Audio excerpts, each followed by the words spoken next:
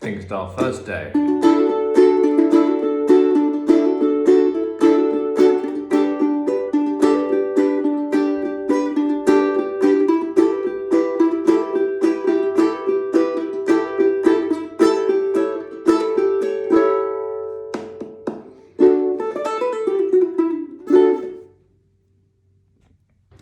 Hello. So today I thought I'd incorporate a little bit of strumming action into, but we're still doing a little bit of fingerstyle, but it's sort of fingerstyle and strumming at the same time. So hopefully that fits the bill for Fingerstyle Thursday. We'll hope so. Okay, let's talk about the right hand technique to start with. Okay, so as ever, always my right hand technique is thumb, index, and middle. Oh, hello Rose. Look, it's Rose's debut. Hello everybody. So let's talk about our fingerstyle thing. So basically, first of all, we need to pluck 3, 2, 3, 2, which is 1 and, okay? Then what we have to do is, I want you to strum down with the nail of this finger, of your middle finger. So we're going to go 3, 2, strum. Okay, try that again. 3, 2, strum. Now, strumming with your middle finger might feel a little bit strange, but the only reason I recommend it is basically, just like fingerstyle, I think if you use the more digits, I mean, I don't use 4, so that's sort of redundant, but the more digits as ever, then it makes it an easier job, okay? So we're gonna go 3, 2, strum, which is counting 1 and 2, 1 and 2. So that's thumb, index, strum, your middle. So that means we've got next thumb on the 4th string for the beat of 3.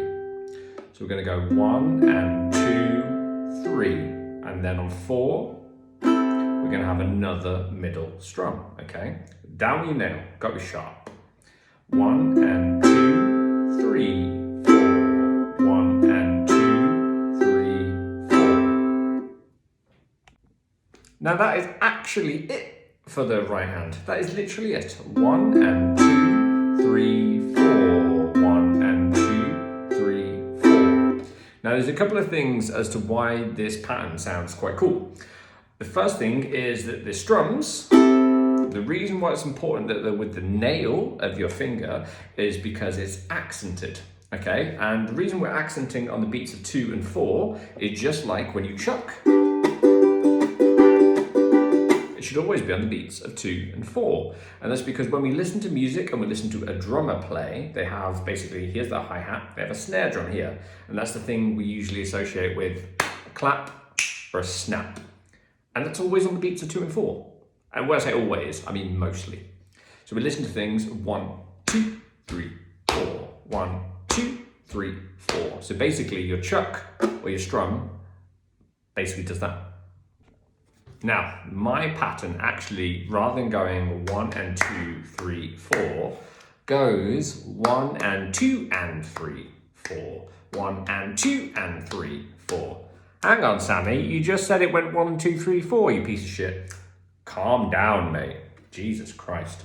Right, what we're gonna do is to create this extra and, we're actually gonna play using hammer-ons on the left hand, okay? Now, using hammer-ons within chords is a wonderful thing that a lot of players use, and you should definitely start doing it yourself, okay?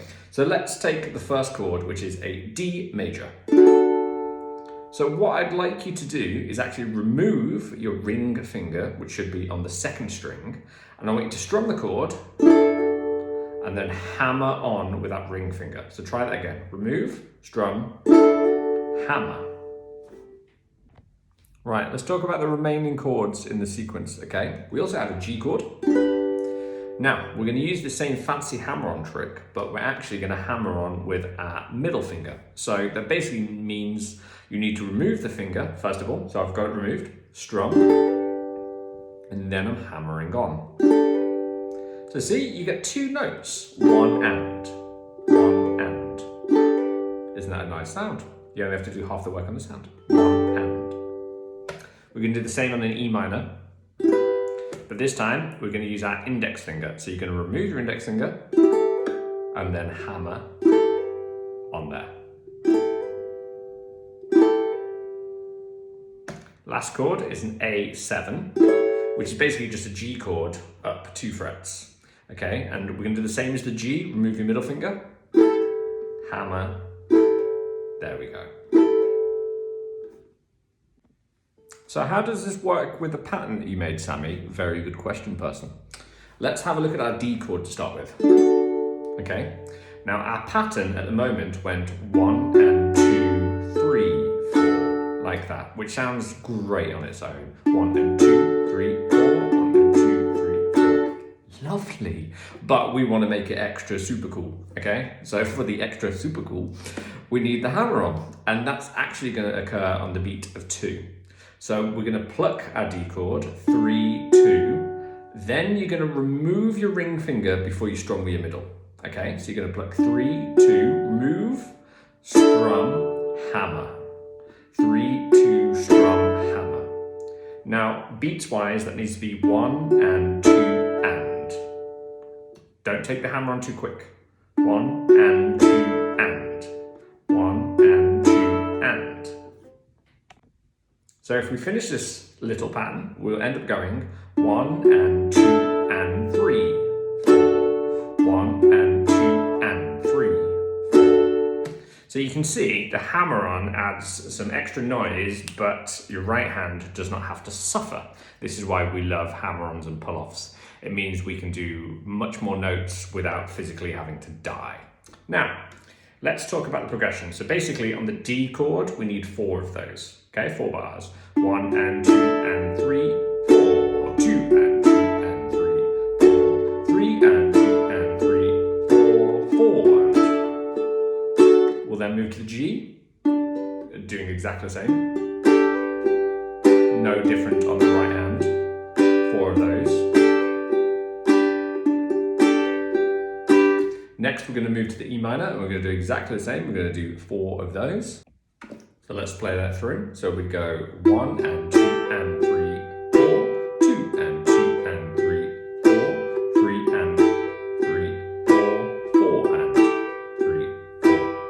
And then finally for the A7, I'm actually only playing two bars and then having a big 2-bar strum. So we're going 1 and 2 and 3, 4, 2 and 2 and 3, 4, 1, 2, 3, 4, 2, 2, 3, 4, and then you can finish with a nice big old D chord. Excellent. Right, that is our pattern. The main thing I'd advise is getting used to this. That needs to be very robotic, even if you take it with the chords and ignore the hammer-ons. That has to be robotic before we get comfortable with the hammer-ons. Take it slow. Love you. Bye.